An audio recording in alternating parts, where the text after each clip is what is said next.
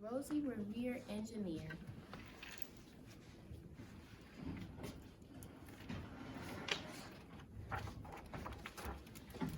This is a story of Rosie Revere, who dreamed of becoming a great engineer.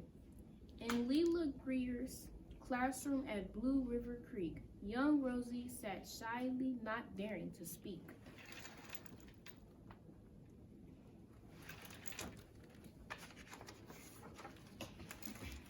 But when no one saw her, she peeked in the trash for treasures to add to her engineer stash. And late at night, Rosie rolled up her sleeves and built in her hideaway under the eaves.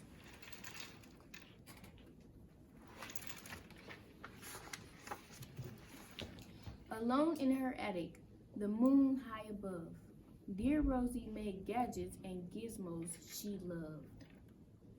And when she grew sleepy, she hid her machines far under the bed, where they'd never be seen.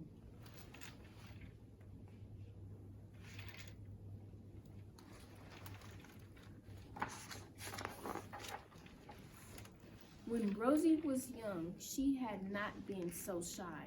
She worked with her hair sweeping over one eye and made fine inventions for uncles and aunts, a hot dog dispenser and helium pants.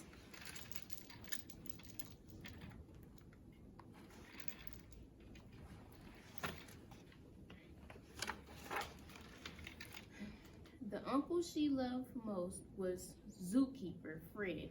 She made him a hat to keep snakes off his head, from parts of a fan and some cheddar cheese spray, which everyone knows keep the pythons away.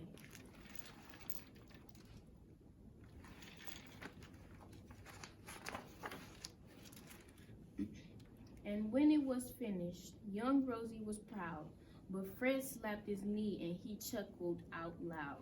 He laughed till he wheezed and his eyes filled with tears, all to the horror of Rosie Revere, who stood there embarrassed, perplexed, and dismayed.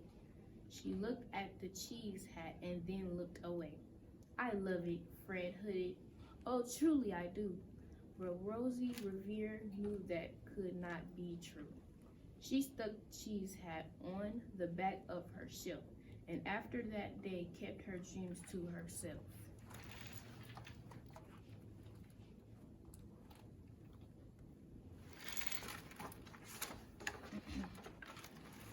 And that's how it went until one autumn day, her oldest relation showed up for a stay. Her great-great-aunt Rose was a true dynamo who worked building airplanes a long time ago. She told Rosie tales of the things she had done and goals she had checked off her list one by one. She gave a sad smile. She looked to the sky. The only thrill left on my list is to fly. But time never lingers as long as it seems. I'll chalk that one up to an old lady's dream.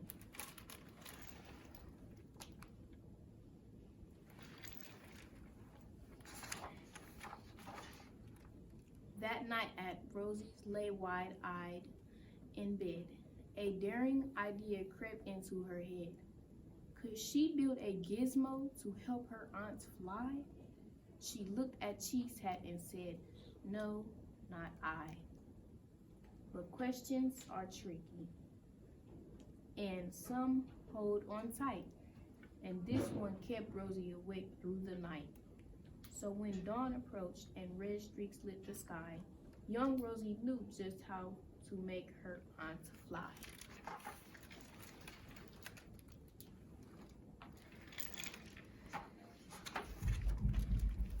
She worked and she worked till the day was half gone when hauled her cheese copter out onto the lawn to give her invention a test just to see the ridiculous flop it might turn out to be.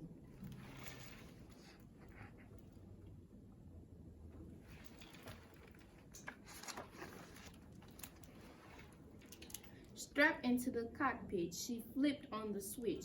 The helio cheese copter sputtered and twitched. It floated in moments, a whirled round and round, when froze for a heartbeat and crashed to the ground.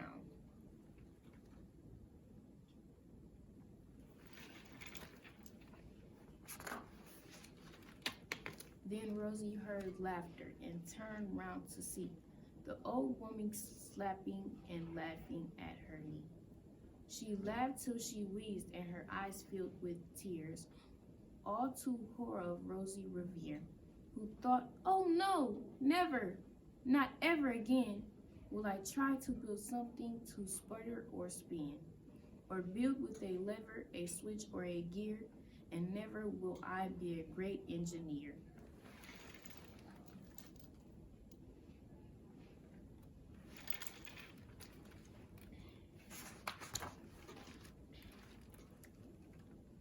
She turned round to leave, but then great-great-aunt Rose grabbed hold of young Rosie and pulled her in close and hugged her and kissed her and started to cry.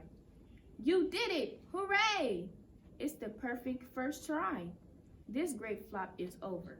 It's time for the next." Young Rosie was baffled, embarrassed, perplexed. "I failed," said dear Rosie. "It just made of trash. Did you see it?" "The cheese copter crashed." "Yes," said her great aunt. "It crashed, that is true. But first it did just what it needed to do. Before it crashed, Rosie, before that, it flew."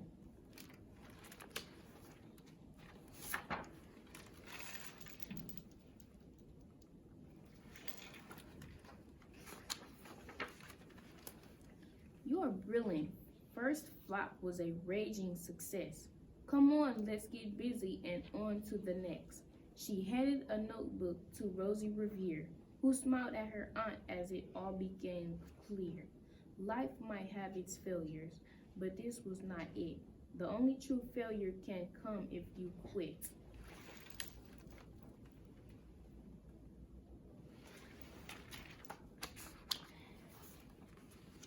They worked till the sun sneaked away to its bed.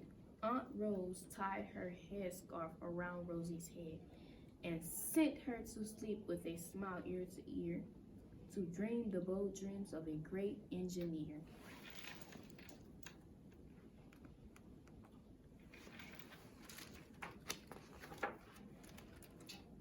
At Blue River Creek, all the kids agreed to build gizmos and gadgets and doohickeys too.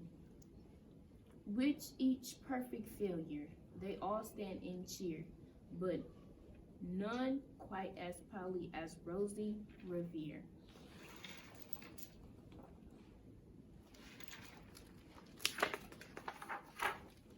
The